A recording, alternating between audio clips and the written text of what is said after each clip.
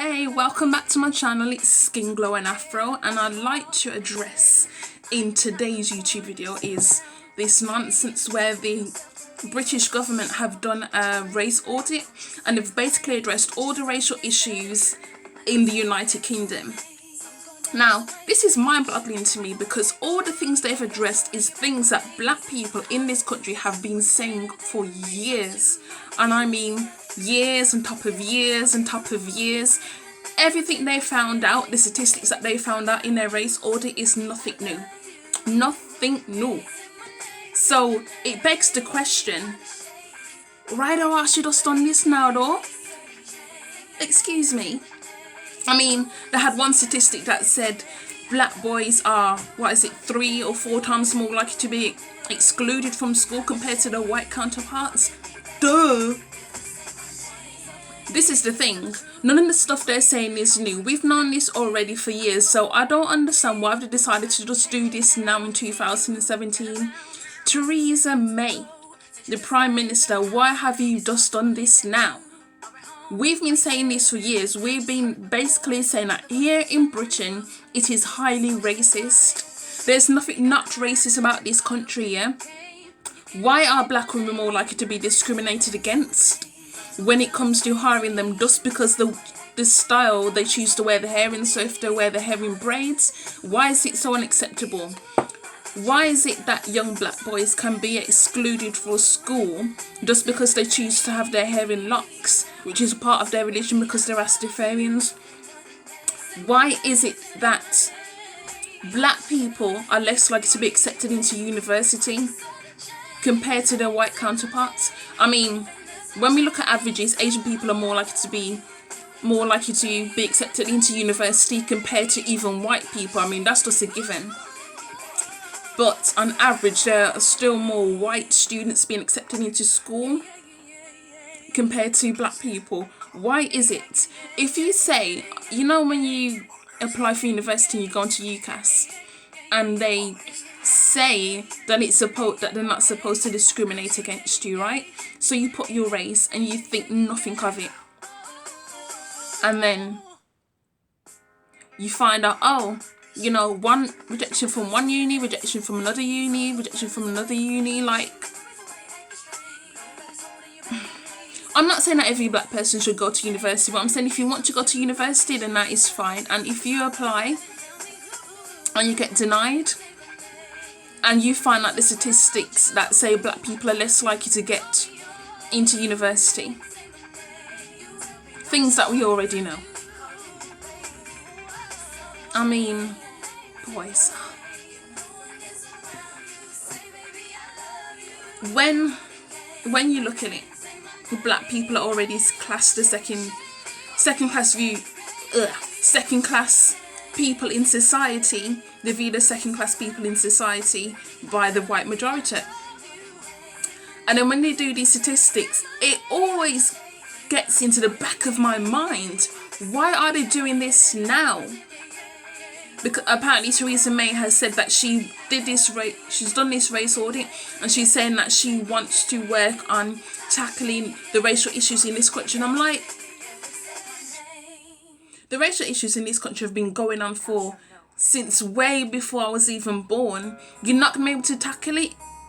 I don't even think she'll be able to tackle it in her years as Prime Minister, however long she decides to be Prime Minister for, or when she gets voted out, or whether she gets booted out by her party, because let's be clear, the Conservative Party is not really on her side.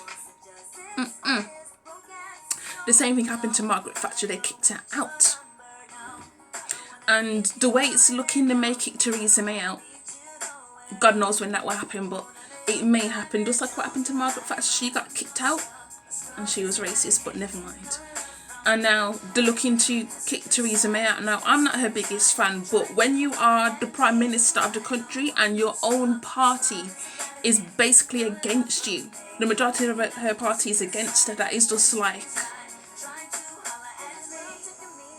So she may not even be in power long enough to even be able to tackle the issues that are in this country, the racial issues. I mean, it's hard enough being a black person in this country and also being a woman on top of that. People don't even realize every time we speak up and say, I've experienced racism and I know it's racism, what happens? They basically say to you, oh, it's not really racism, it's not really, you're just making up, it's in your imagination. And I'm like, how much shit is in our imagination? Because if so, then we might as well just be eternal children. Because the amount of shit they say that's in our imagination, we're just eternal children. We haven't grown, we haven't developed, we've not seen how the world is. Because when you were little and you're black and you don't yet have a perception of yourself as a black person, you are sheltered. You are sheltered to a point. But yet, once you finally have that awareness of who you are, due to your race, culture, where you are living, once you have that awareness, that's when the world opens up to you. That's when you're more likely to be dealing with racist issues. And I don't think people realise this.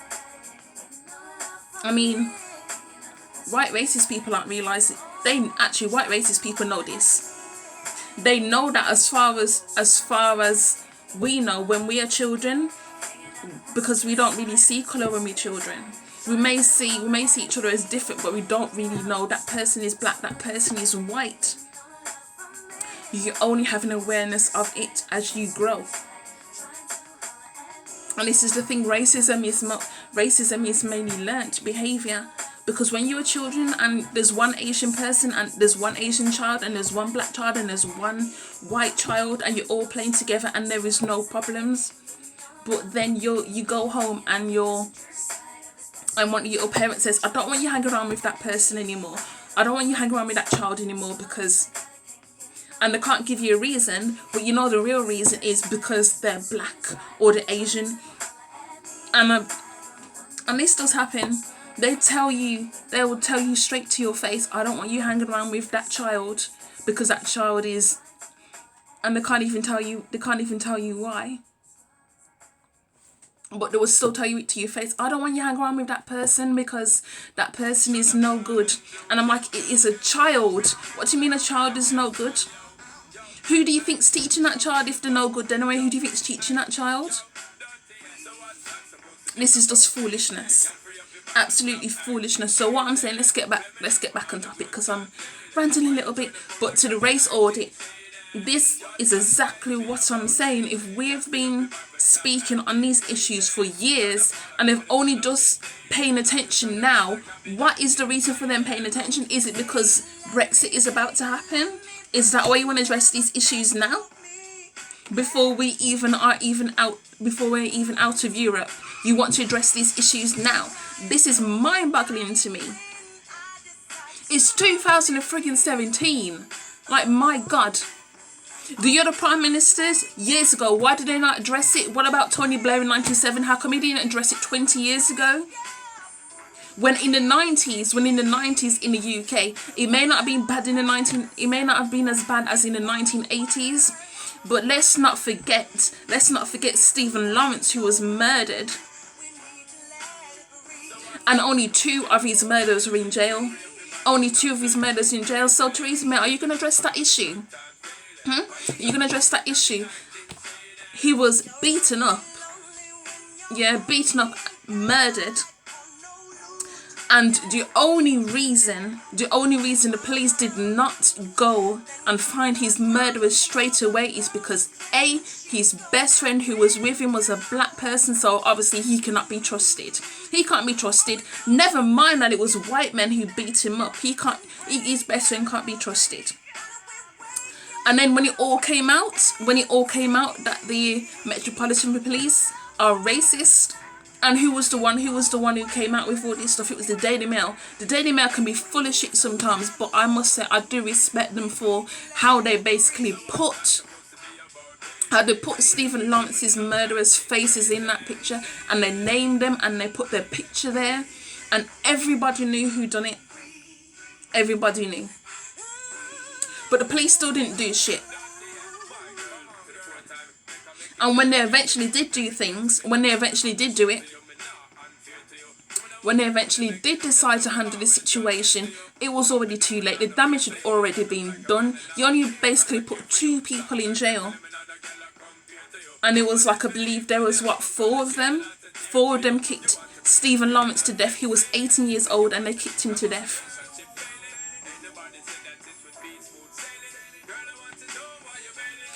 And if he was still alive today, I believe he would be, what, 40, 39, something like that. And I'm like, a black man's life wasted because of racism in this country. And people always tend to tell me Britain is not racist, and let me not even address that whole Mark Duggan situation. I will not today, because I will be here all freaking night. So once again, Theresa May, what are you doing? Why are you just addressing these issues now? Actually, let me just talk to the government in general. Why are you just addressing these issues now? Black people have been saying these issues for years. We've been shut down. The Black British Party movement was shut down because every time black people decide to empower themselves, decide to boost themselves up to a level where we can be self-sufficient, where we do not have to rely on other people, you shut us down. Every time we voice the fact that we've been dealing with racism, discrimination, prejudice, stigma, bias, you want to shut us down. But now, why is it white people are waking up and saying, oh yeah, let's address these situations, yeah? Because obviously black people can't be trusted to stick up for themselves and speak up for themselves and all of that. Is that what you're saying? I don't understand why they're just doing this now. And I don't want nobody to come into my comment section talking about why you should be grateful, that you should be grateful that you even decided to tackle this. Nobody's grateful. Not one black person in this country who's spoken out against racism is grateful for the government doing this now. Nobody's fucking grateful, because the statistics that they've mentioned is something we've already known. We've already known that black boys are more likely to be excluded. We've already known that black women are more likely to be discriminated against just because she chooses to wear hair in braids or the hair's in locks. It's only because this country actually does have anti-discriminatory laws that are in place. So when you apply for university, you're supposed to be given an interview, right? Regardless of your race, you're supposed to be given an interview. As long as you meet the requirements for the course. We already know what happens with these application forms when you apply for a job. Now these application forms tend to be very culturally biased. It's why a lot of times when they have that scenario, those questions, when they say what would you do in so and so situation, you can't say what you would do based on your own perspectives, based on your own values and norms, what you would do. You have to say it from a professional point of view, but not everybody has that inkling, because maybe it's their first job and they don't know what they're going to do. If it's their first job, they don't know what they're going to do in case of a situation. I mean, some people can say it's common sense, but it's not always common sense. Sometimes it's just not new to a person, you know. So there's so much actual discrimination that flows through everything. It flows through everything. I mean, let's be clear. Sometimes black people are put at the bottom of the list for council housing, and we know this is racism. But nobody wants to address that. Nobody wants to address that. But you want to do a race audit, talking on things we already know. What are you actually going to put in plan to tackle these issues? How are you going to force employers to stop discriminating against black people and other ethnic minorities? How are you going to stop discriminating against them? How are you going to tackle the issue of healthcare assistants being racially abused in care homes and nursing homes and in hospitals, NHS hospitals? How are you going to tackle all these issues? Because it does happen. Me, myself, as healthcare assistant, I've been racially abused by the residents. And it's like they're living there and that's their home. But at the same time, I do not go to work to be abused. I don't. I don't go to work to be abused. So how are you going to tackle these issues? Because let's not act. Sometimes it's the staff who are the racist ones.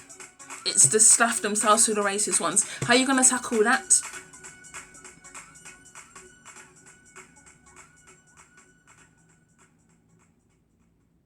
There's so many issues that need to be addressed that it is going to take years to undo the damage that has been done. Yes, slavery is over, but racism hasn't gone anywhere.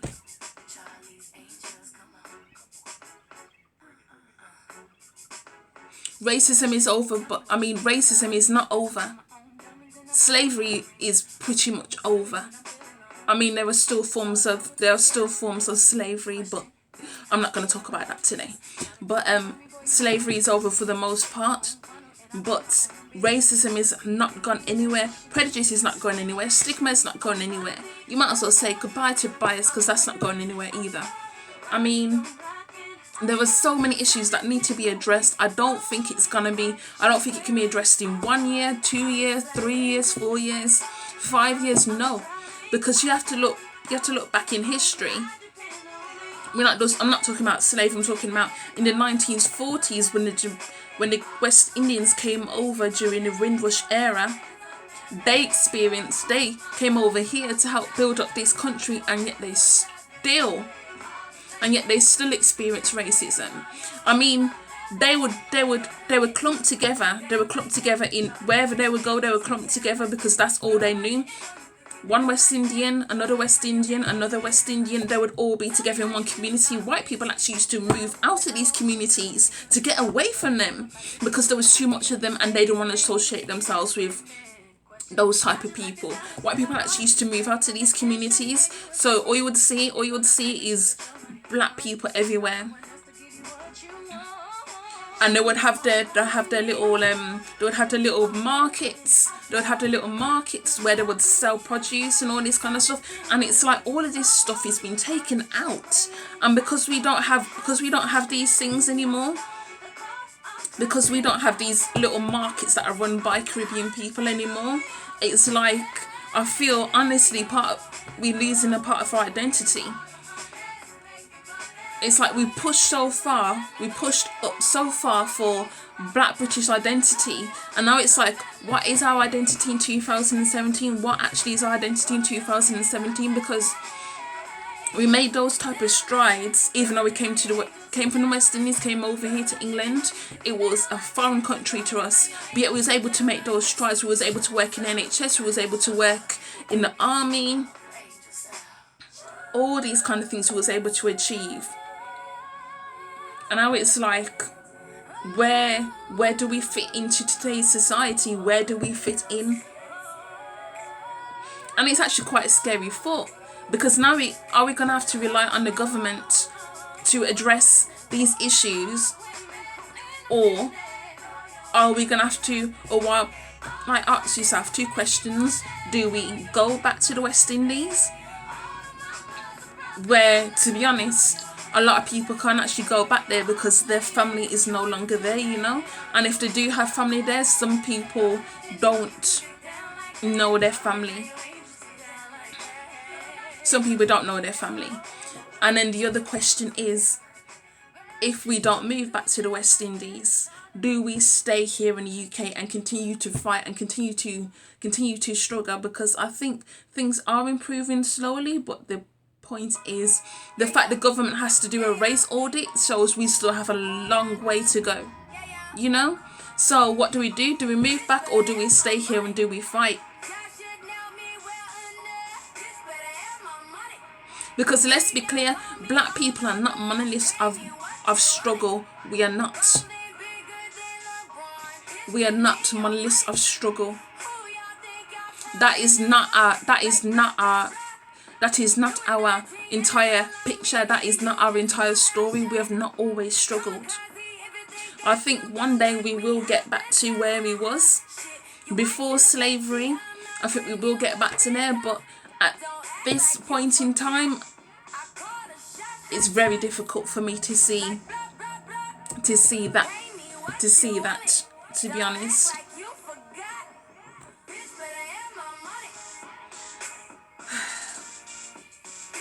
Wow, been watching for 20 minutes. Lord Jesus, this went on longer than I thought.